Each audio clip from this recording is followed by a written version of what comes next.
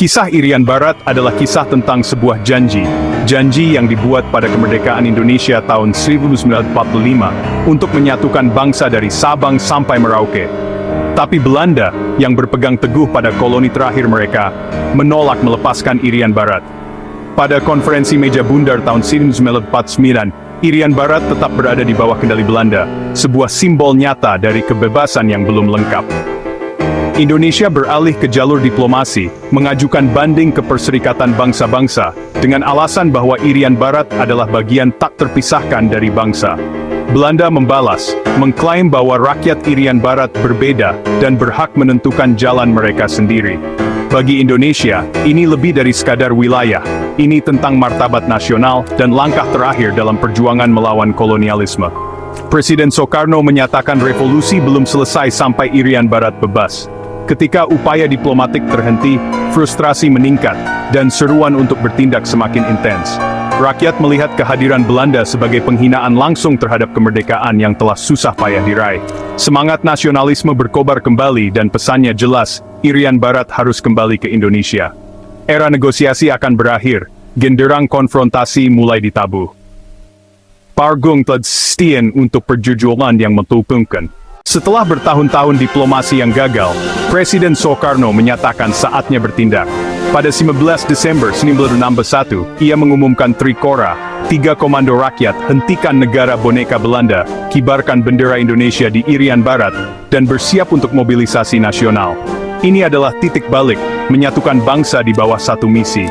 Pidato itu menggemparkan rakyat Indonesia, mengubah pembebasan Irian Barat menjadi perjuangan pribadi bagi semua. Indonesia memberi sinyal kepada dunia bahwa mereka siap mengambil risiko perang demi persatuan. Para sukarelawan bergegas mendaftar, dan negara bersiap menghadapi konfrontasi. Trikora lebih dari sekadar kata-kata, itu adalah katalisator untuk bertindak. Semangat 1945 terlahir kembali, dan bangsa bergerak sebagai satu kesatuan. Dengan Trikora, Indonesia bergerak cepat, membentuk Komando Mandala, dipimpin oleh Mayor Jenderal Soeharto, untuk membebaskan Irian Barat. Rencananya, menyusup, menyerang, dan mengkonsolidasikan kendali. Pasukan khusus menyusup ke Irian Barat melalui laut dan udara, menembus hutan dan patroli Belanda, menjalin hubungan dengan suku-suku lokal untuk mendapatkan dukungan. Rakyat Irian Barat membantu para penyusup, memberikan tempat berlindung dan informasi.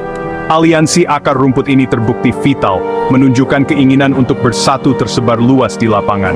Ketegangan meningkat memuncak dalam pertempuran laut yang tragis di Laut Aru, di mana pengorbanan Komodor Yos Sudarso menjadi seruan perlawanan. Meskipun kalah persenjataan, pasukan Indonesia terus maju, didorong oleh tujuan. Perjuangan itu bersifat militer dan populer, gerakan rakyat sejati. Perjuangan untuk Irian Barat semakin intens di semua lini. Saat pertempuran berkecamuk, diplomasi menjadi sorotan utama. Kekuatan besar Perang Dingin mengamati dengan cermat dukungan Soviet memperkuat Indonesia, sementara AS khawatir kehilangan Indonesia ke tangan Soviet. AS melakukan intervensi diplomatik, menunjuk Ellsworth Bunker untuk menengahi perdamaian. Rencana Bunker mengusulkan transfer bertahap Belanda ke PBB, lalu PBB ke Indonesia dengan penentuan pendapat rakyat di masa depan bagi rakyat Irian Barat. Di bawah tekanan militer dan diplomatik, Belanda setuju. Pada 15 Agustus 1962, Perjanjian New York ditandatangani, mencegah perang.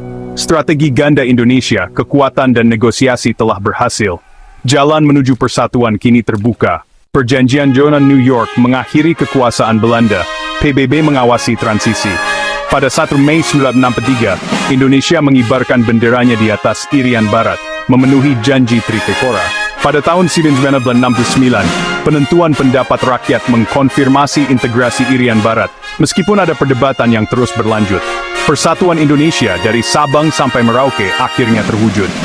Perjuangan itu adalah bukti tekad nasional, tentara, diplomat, dan rakyat bersatu demi kebebasan.